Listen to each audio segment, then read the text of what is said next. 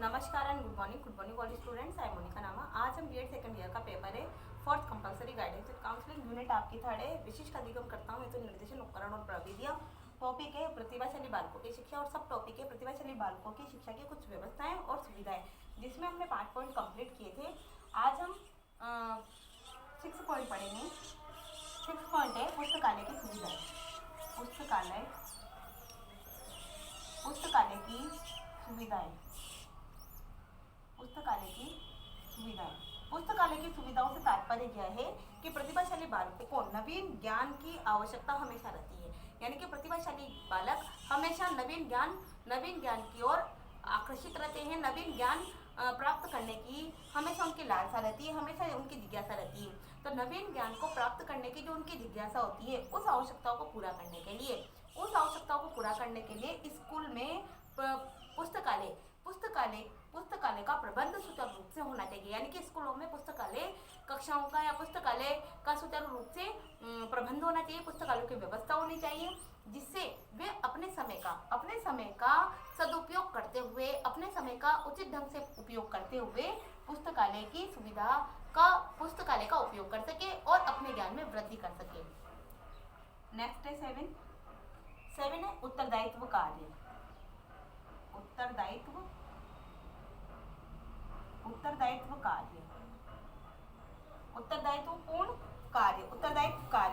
कार्य से तात्पर्य ये कि प्रतिभाशाली बालकों को स्कूल और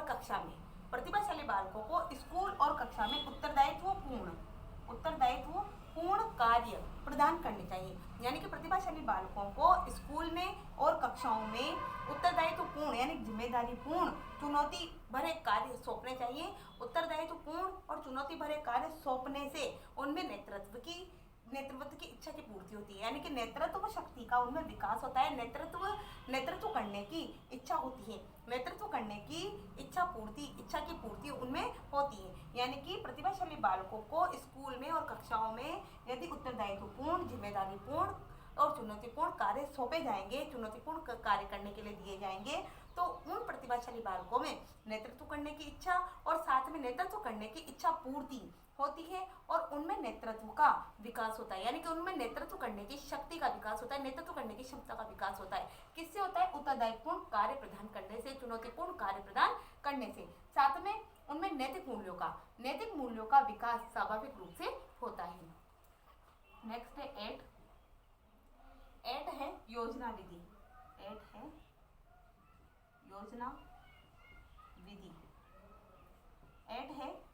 विधि। प्रतिभाशाली बालकों को प्रोजेक्ट द्वारा कार्यों में लगाए रखना चाहिए। यानी कि योजना विधि से तात्पर्य यह है कि योजना बनाकर किसी प्रोजेक्ट में लगाना, यानी किसी योजना विधि के दौरान उनको कार्य करवाना। तो प्रतिभाशाली बालकों को किसी प्रोजेक्ट के माध्यम से कार्य करवाना चाहिए। किसी प्रोजेक्ट के द्वारा उनको कार्यों में लगाए रखना चाहिए, जिससे उनमें सहयोग की भावना का विकास होगा। जिससे क्या होगा कि प्रतिभाशाली बालकों में जब प्रोजेक्ट के द्वारा कार्य करवाए जाएंगे या प्रोजेक्ट के द्वारा उनको लगाया जाएगा, तो उस प्रोजेक्ट पर एक अकेला प्रतिभाशाली बालक कार्य न करते हुए उनको समूह में कार्य करना पड़ेगा और समूह में कार्य करते हुए वे बालक सहयोग की भावना का विकास एक दूसरे में होगा। यानी कि प्रोजेक्ट के माध्यम से कार्य करते हुए प्रतिभाशाली बालकों में सहयोग की भावना का विकास होगा। और इसके अतिरिक्त प्रतिभाशाली बालकों को स्वतंत्र रूप से कार्य करने का अवसर देना चाहिए। यानी कि प्रतिभाशाली बालकों को यदि स्वतंत्र रूप से कार्य करने का अवसर मिलता है, तो उनमें आत्मविश्वास की भावना का विकास होता है। उनमें विकास होता है। साथ में नेक्स्ट है 9 विशिष्ट गृह कार्य।